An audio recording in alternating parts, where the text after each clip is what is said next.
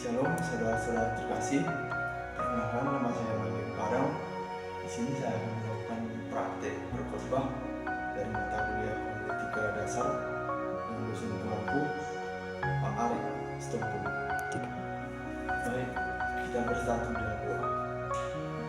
Dialah Bapa yang bertahta besar di dalam surga, kami bersyukur dan terima kasih Tuhan atas berkat Tuhan yang masih kami rasakan hingga pada saat ini. Tuhan, sebentar kami akan mendengarkan isi kebenaran firman. Berkati hamba yang akan mendengarkan dan juga saudara-saudara akan mendengar dan merenungkan isi ini. Berfirmanlah Engkau kepada kami siap. Dan nama Tuhan Yesus kami berdoa dan mengucapkan syukur. Amin. Baik saudara-saudara terkasih dalam Tuhan Yesus Kristus, di sini kita akan merenungkan firman Tuhan dari Roma 12 ayat 1-2. Demikian pembacaan firman Tuhan dengan judul berikut, persembahan yang benar.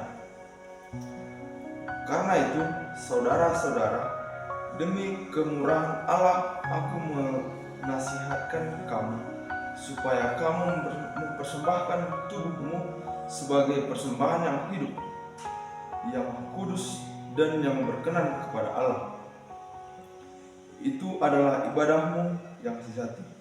Janganlah kamu menjadi serupa dengan dunia ini, tetapi berubahlah oleh pembaharuan budimu, sehingga kamu dapat membedakan manakah kehendak Allah dan yang baik, dan berkenan kepada Allah dan yang sempurna. Demikian pembacaan firman Tuhan. Saudara-saudara terkasih di dalam Tuhan Yesus Kristus, bagian firman Tuhan dalam Roma 12 ayat 1 dan 2 adalah inti dari perubahan hidup orang percaya. Paulus menuliskan dua ayat ini bukan sekedar sebagai nasihat moral, tetapi juga saudara-saudara sebagai panggilan hidup dan bagi semua orang yang telah menerima anugerah keselamatan bagi orang percaya. Sebelum Roma pasal 12, Paulus telah menjelaskan panjang lebar bahwa manusia berdosa telah ditebus oleh pengorbanan.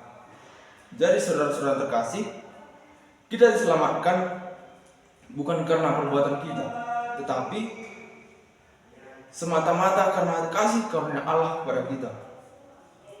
Maka Roma 12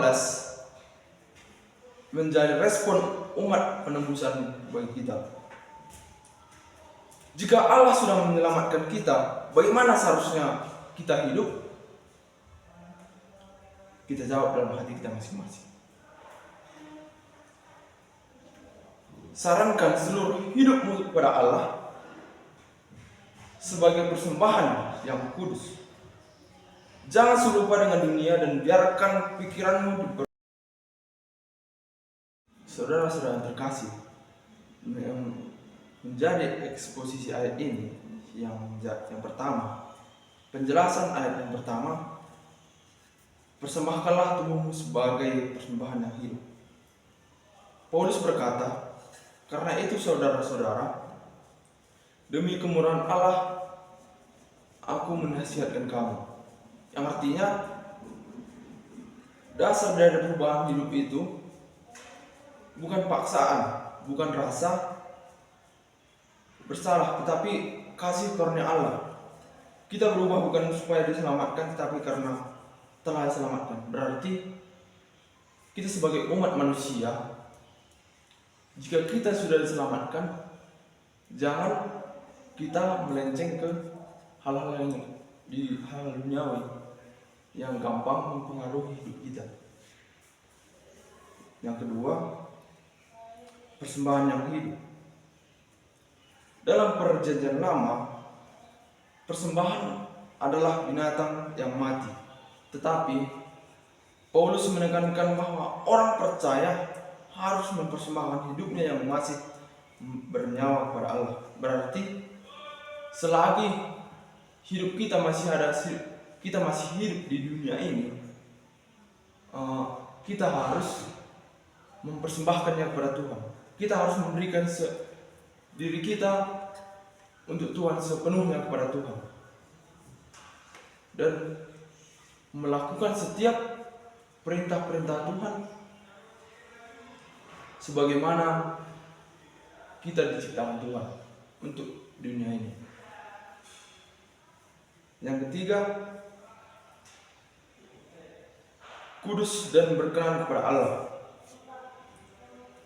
Hidup kudus bukan berarti tidak pernah gagal, tetapi hidup yang dipisahkan bagi Allah dan menjauhi dosa. Yang artinya di sini,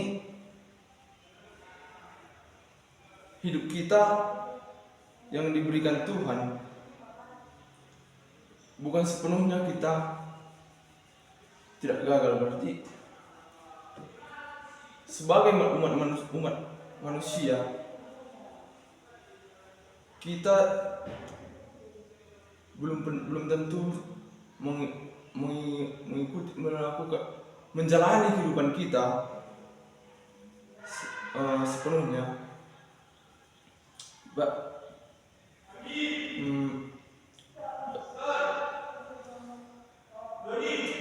Pasti kita mengalami yang namanya kegagalan. Untuk itu, dengan kegagalan itu, di situ kita melakukan perubahan di dalam hidup kita menjadi yang lebih berkembang dan lebih maju dan menyenangkan hati Tuhan. Yang ketiga, itulah ibadahmu yang sejati.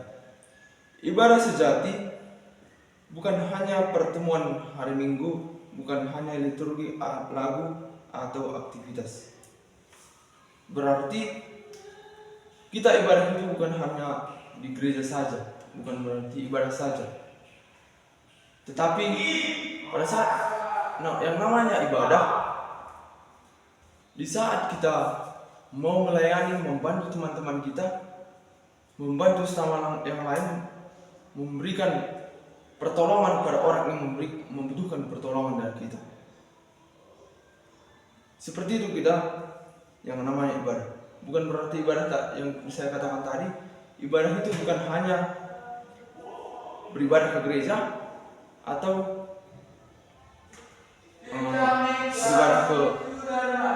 ibadah 2 pagi, 2 malam, seperti itu.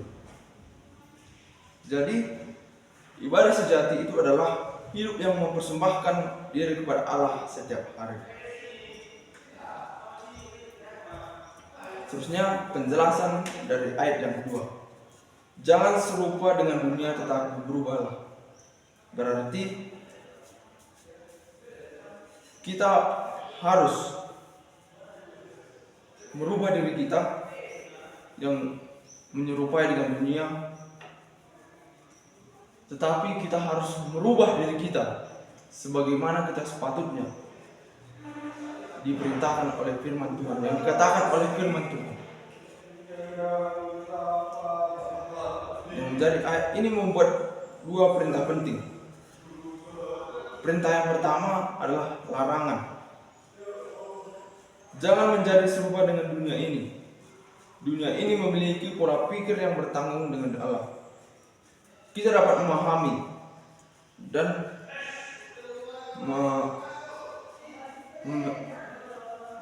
memahami beberapa poin. Yang poin pertama, mementingkan diri sendiri. Yang kedua, mengejar kesenangan tanpa batas. Yang ketiga, kompromi dengan dosa. Yang keempat, cinta uang dan kuasa.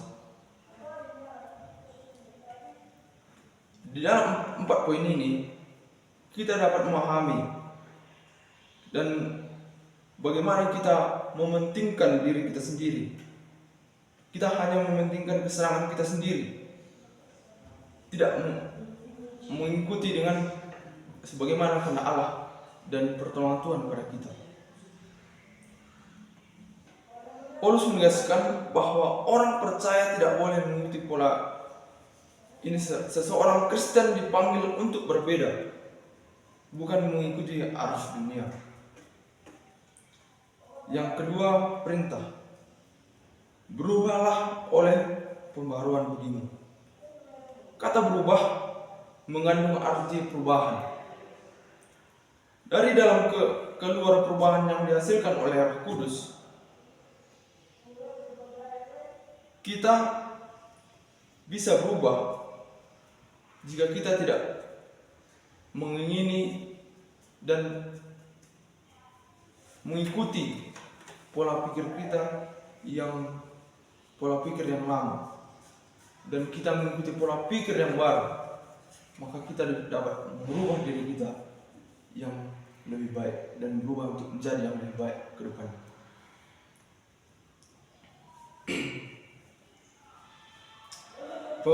Pembaruan budi berarti pikiran kita dibentuk oleh firman Tuhan setiap hari. Jika pikiran diperbaharui, maka karakter kita juga berubah, cara berbicara juga berubah, pilihan hidup berubah, dan kita dapat mengerti kehendak Allah. Dari keempat ini, kita dapat mengubah diri kita dalam perintah ini. Yang mana karakter berubah, berarti kita dapat mengubah perilaku kita atau karakter kita sebagaimana kita umat beragama. Cara berbicara kita bisa kita ubah, pilihan hidup kita bisa kita ubah, dan kita dapat mengerti kehendak Allah.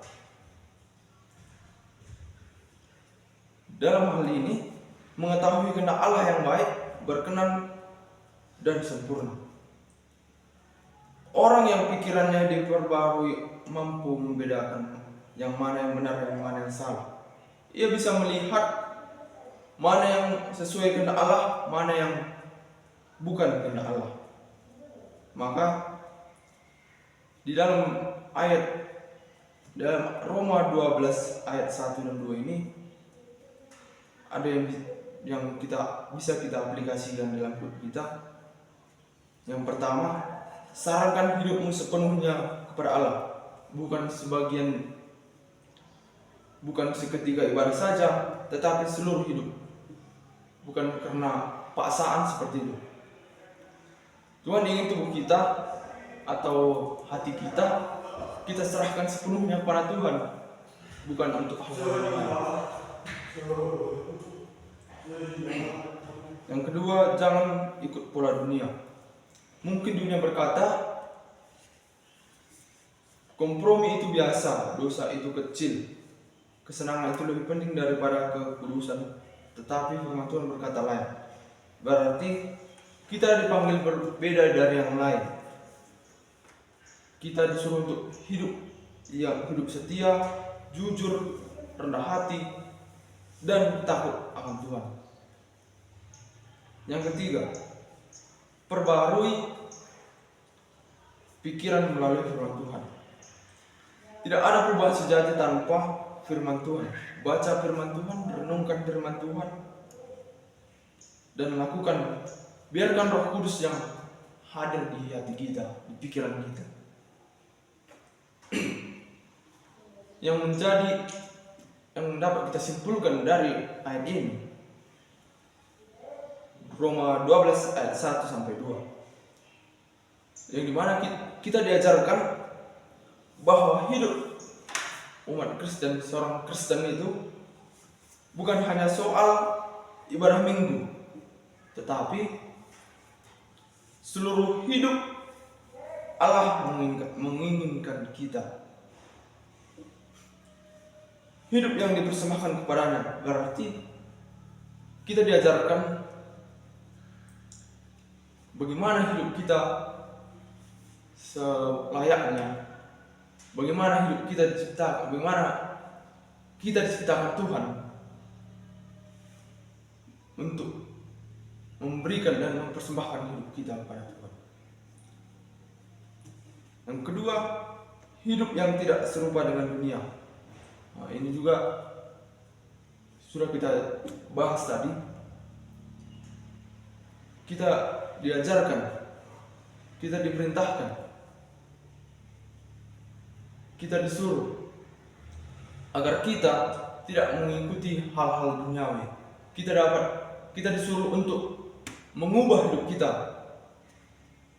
Bagaimana firman Tuhan mengajarkan kepada kita. Yang ketiga, hidup yang memperbaharui setiap hari oleh firman dan Roh Kudus. Ini juga kita diajarkan kita dapat mengubah hidup kita. Contohnya, kita bangun pagi, berdoa atau membaca firman Tuhan satu ayat, berdoa.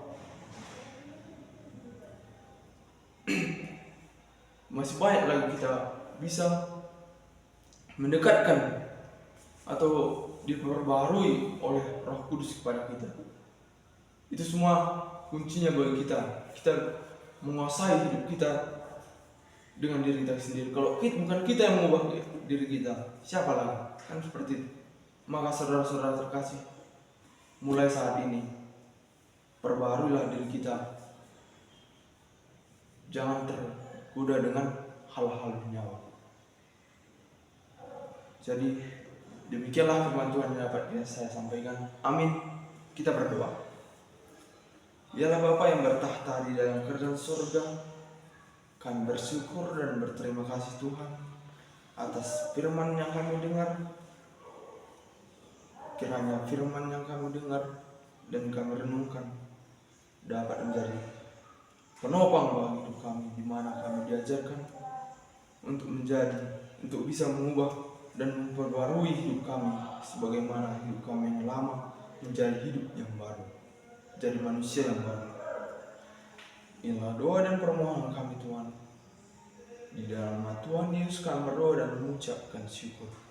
Amin.